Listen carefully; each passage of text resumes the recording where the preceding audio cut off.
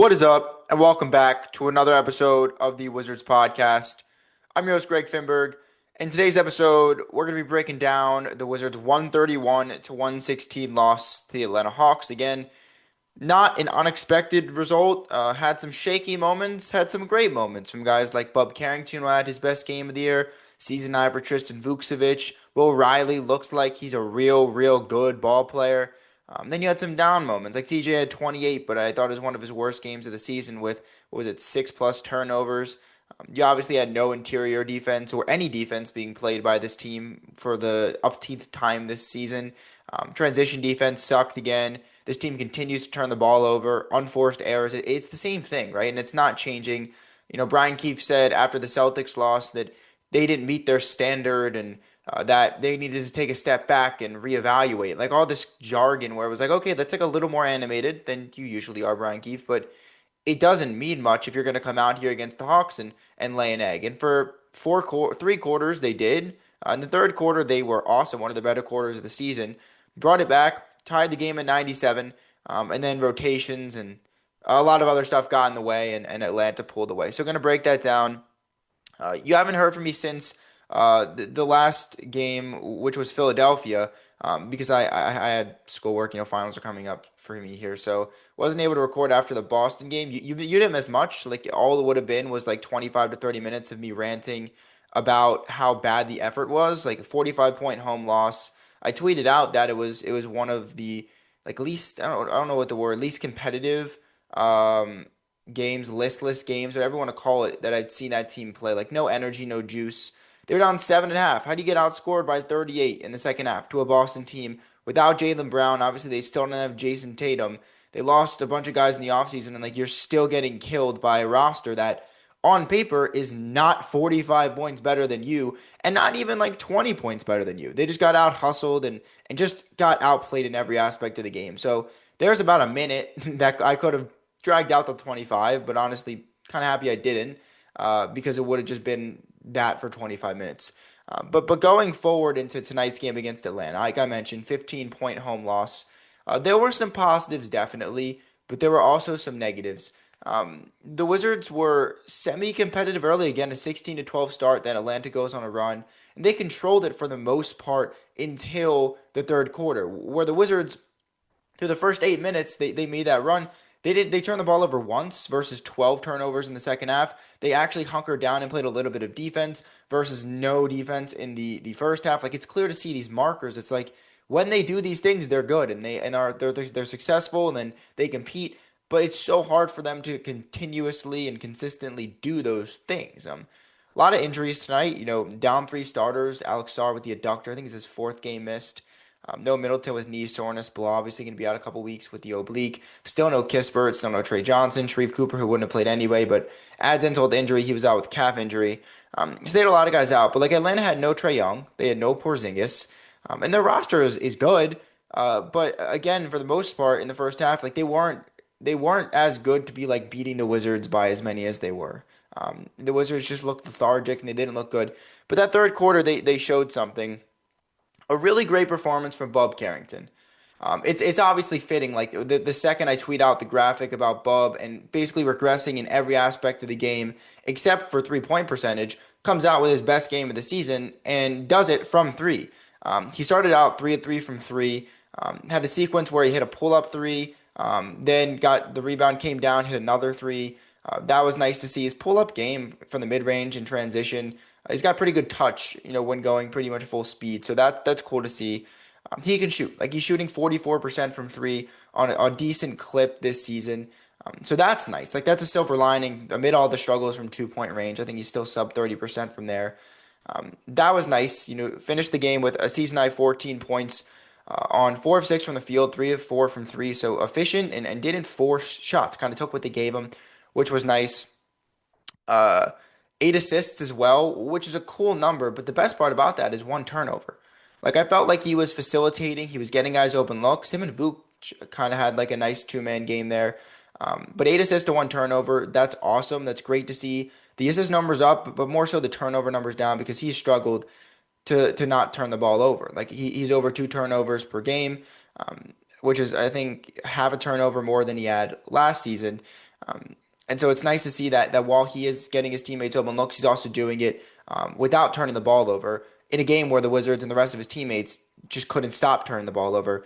So really impressive from Bub. It kind of shows like why I haven't given up and called him a bust like some people have, and why I won't do that for the foreseeable future. Because like if you can shoot as good as he can, if you have the court vision that he has, it'll develop. But he just needs to stop turning the ball over. He needs to stop forcing shots, and he didn't do either of those things tonight. And coincidentally, it was his best game of the season. You also had a nice effort from Tristan Vukcevic, season high 18 points.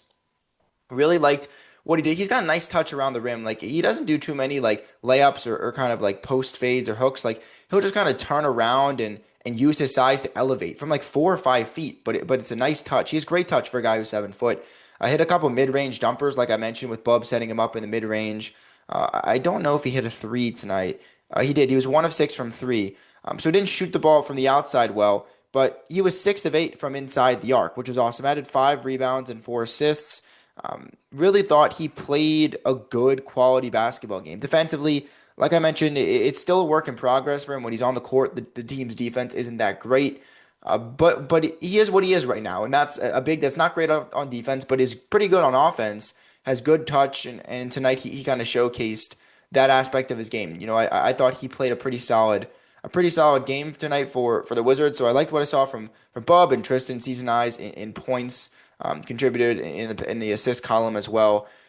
Will Riley was awesome. Like this kid, this kid is legit. I tweeted that out during the game, like when he had a sequence where he took two separate defenders off the dribble, one for a tough floater in the lane. I thought he got fouled on it too. The other was Nickeil Alexander-Walker, one of the best perimeter defenders in the league. He just kind of took him off the dribble to the left and got to his spot for a nice scoop layup. Really like what I've seen from him. Like he can go and get it done inside. He can get it done from mid-range area with that float game. But he's also obviously shown an ability to make three. Made his first two against Philadelphia the other night. He shot 1 of 5 from three, so not the best, but he's capable of doing it. And in 19 minutes, he was 15 points, career high on 6 of 12 from the field. And he was a +1. Like in a game where most of the team was a minus, he came in at a plus. The only other person that was a plus was Jameer, who played 16 minutes. And again, he's not going to score much, but thought he defended pretty well, got a couple rebounds. So more rotational minutes for them. But Will Riley is definitely a piece here. I've seen a lot of people say it's baffling that a guy that is playing as well as he is wasn't a part of the rotation earlier. Like you have to understand why. Like there are guys that are older and that they want to play and maybe build their trade value. There's other rookies like Trey Johnson that they were clearly playing over Will Riley. Should he leave the rotation at this point? If you are serious about the minutes being earned and not given, no. But we've seen that this team is unserious clearly about that statement of minutes being earned and not given. You saw it with Jameer starting the other night. You've seen it with the minutes distribution this season. Like minutes are being given. And so I think once Trey and Kispert and Middleton, Sark, Koulibaly, like all these guys return, I wouldn't be surprised if Will left the rotation. As much as that sucks, and I don't think he should. Like I think he's earned these minutes. I think he should be playing off the bench. Like starter, he doesn't have to start, but he's earned the right to be a part of this rotation. Unfortunately, I think when those guys come back and they're whole, he will be removed from it, which sucks. But maybe at that point, go back to the G League and at least get him some reps there. If he's going to ride your bench the entire time, he can go drop 36, 6, and 5 there, and then maybe Brian Keefe will be like, oh, I should play this guy. Maybe he'll contribute at an NBA level.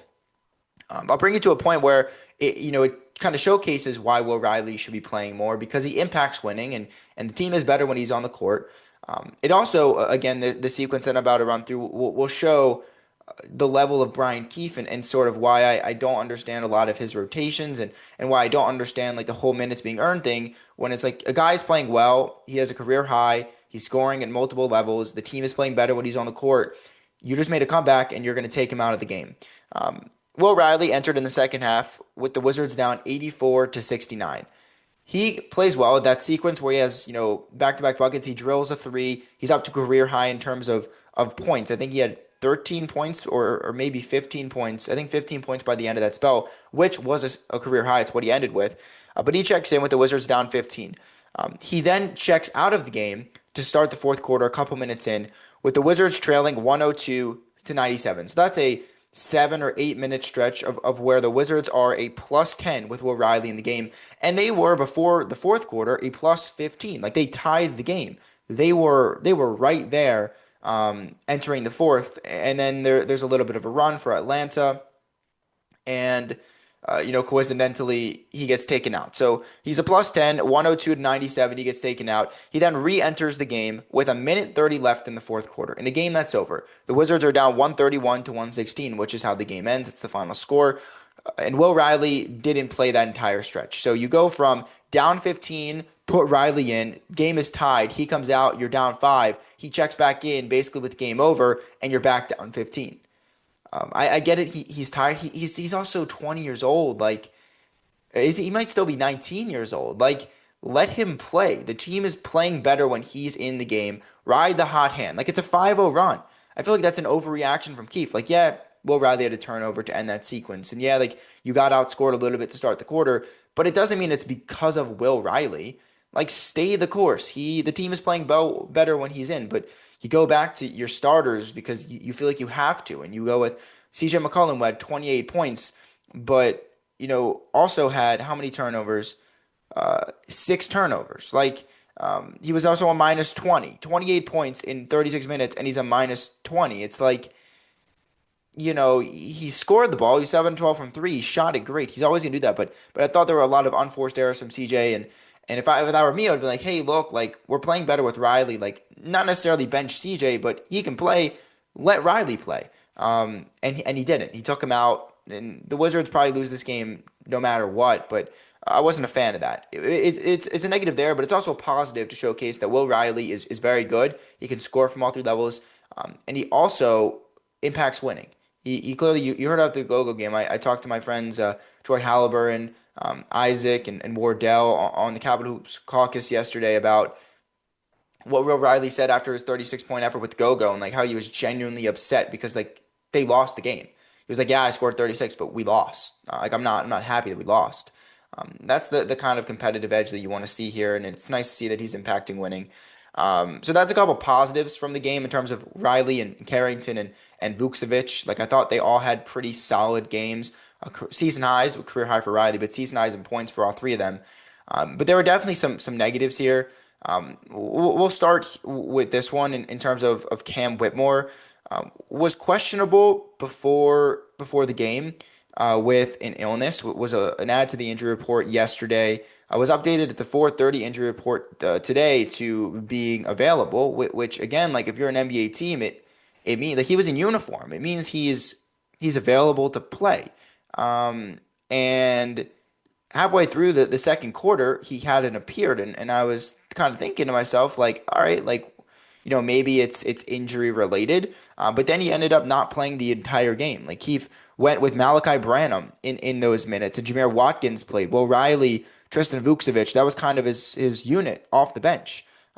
Still didn't go with A.J. Johnson, who played garbage time 2 minutes. Same with Anthony Gill. But Cam Whitmore, DMP coach's decision. Like, he was the only guy on the team that didn't get run tonight.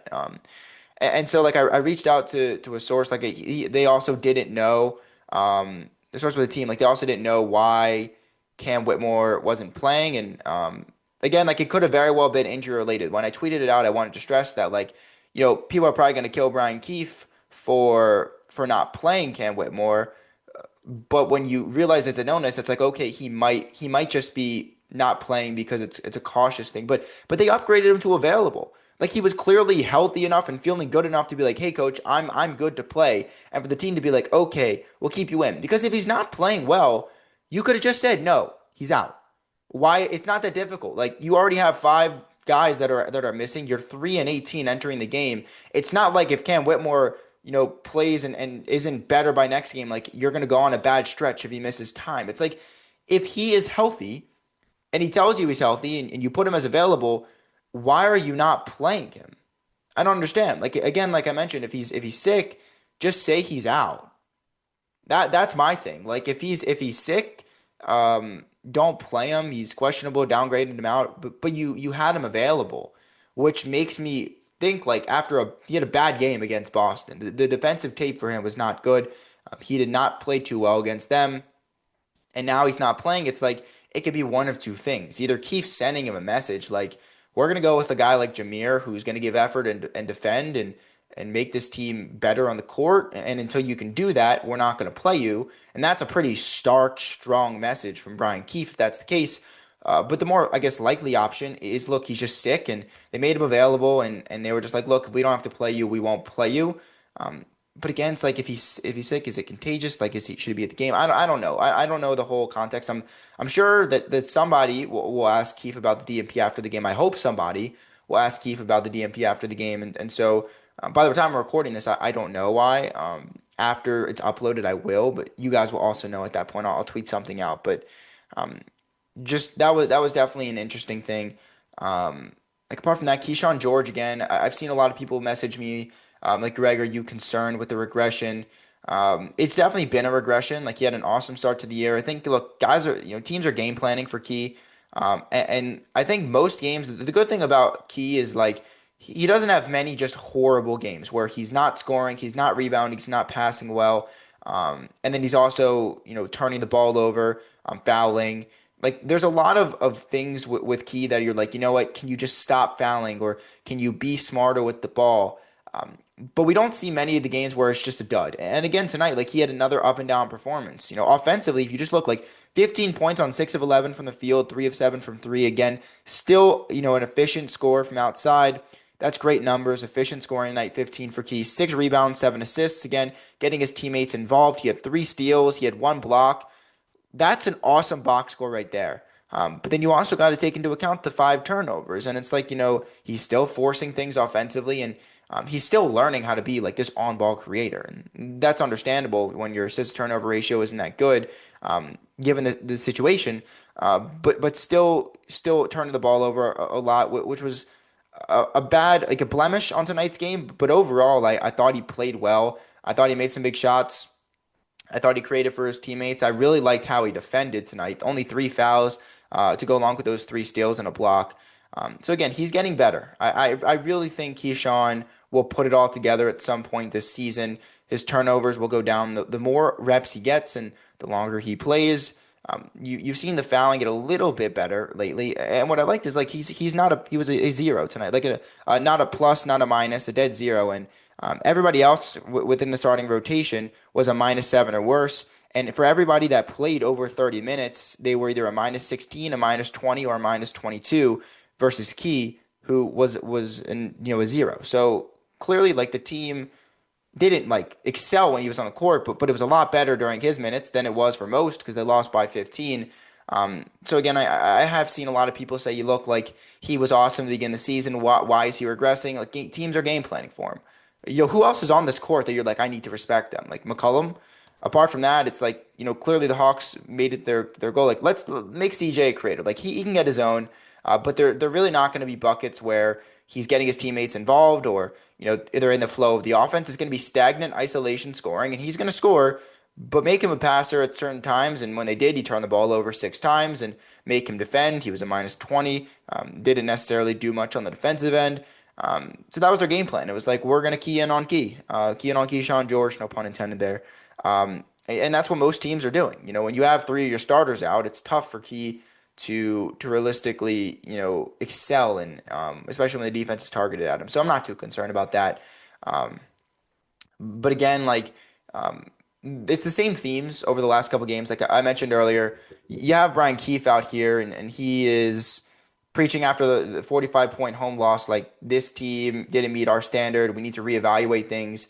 But for 3 of these 4 quarters, like you still turn the ball over way too many times. And a lot of those were just unforced turnovers. Like they had 12 in the first half. They finished with 20, which again is a pretty common theme. They're dead last. At this point, probably dead last in the league, but they entered tonight 29th with 16 a game. They entered the game struggling to defend the paint, which is going to happen with Sarr. And it happened again, seemingly not much, in terms of an adjustment from game to game. 70 of Atlanta's 131 points were in the paint. That's way more than half. The Wizards allowed 19 fast break points and 17 points off turnovers.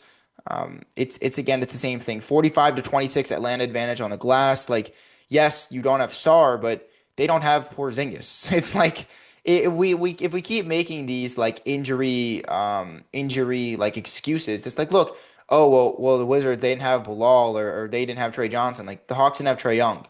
Oh well, the Wizards didn't have Sar, and that's why they got killed in the paint on the glass. The Hawks didn't have their starting center in Porzingis. Like it's not a Sar not being their thing. You can still get it done. It's a coaching thing. I think it's an effort thing at certain times, and it's just like a just because a guy is injured doesn't mean that the team should be getting blown out in certain areas consistently like they are. And they are, which is pretty disheartening to kind of see the regression, but also like the lack of turnover from game to game. Like you have, what is it, 3 wins on the season, and in those 3 games you played great. And apart from that, there's very few and far between efforts where it's like, okay, you can point to this and say that this team developed good habits tonight and they played a solid basketball game. They just weren't good enough talent wise. That's a good tank loss there. And tonight, like it looked like it might be erase a 20-point deficit. Like that was great. But in the end, like it was the same stuff that's plagued this team all season that plagued them tonight. Injuries or not, it's disheartening to see that it's the same issues. And it's like, why are they not getting corrected? A lot of fans know why. It's stubborn rotations and lack of adjustments, the head coach, and there's a plethora of things. But you just got to sit back and say, like, this is probably for the better. And like that gets hard at a certain point. But the Pelicans keep losing. It's actually been pretty good for the Wizards as of late. Like the Nets have strung together a couple of wins lately. Same with Indiana. Because again, like Indiana's gotten a little bit healthier, and Brooklyn is beating up on some teams they should probably be competitive with, or at least beat. Like they have 6 wins on the season. A lot of people probably thought that they would get maybe 7 or 8 before the All-Star break, and so they're playing pretty well. The Clippers have 6 wins. They'll definitely get, I think, a little bit better. The Kings still 5 wins. Pacers up to 5 wins. They were at 2 a couple of weeks ago. You have New Orleans at 3-21. They lost tonight to Brooklyn. They are awful. And then you got the Wiz at 3-19. So like it looks pretty okay for the Wiz now in terms of that bottom four. You'd expect at least for Sacramento and Indiana and LA to sort of distance themselves. And then you got a couple teams down at the bottom, like Brooklyn, New Orleans, and Washington, maybe Sacramento as well. So if we're looking at the tank standings, it seems like, while the Wizards are playing really bad basketball for the most part, it's not like it's the end of the world. Like teams are also really bad this year, and if you want a silver lining tonight, like Will Riley, Bub Carrington, Tristan Vukcevic played well, and you also you picked up a loss, and in the grand scheme of things, as sad as that kind of sounds, it's probably for the better. I actually want to update this on. Wow, that's a pretty telling quote. I talked about Cam, and it seems like it was a DMP tonight. Varun Shankar of the Post tweeted out, "This is Brian Keefe on Cam Whitmore, who didn't play tonight. Quote, we have certain standards that we have for our team. He has to live up to those on the better, and he'll have a chance here, but that's going to be up to him when that time comes," end quote. Wow, that's telling. Like I mentioned it earlier in the pod, like I thought it was either like, wow, this is a pretty big message Keefe is sending to Cam, or it's just a simple illness. Like he was available and he didn't play. So that's a pretty telling quote from Keefe. Very interesting stuff there.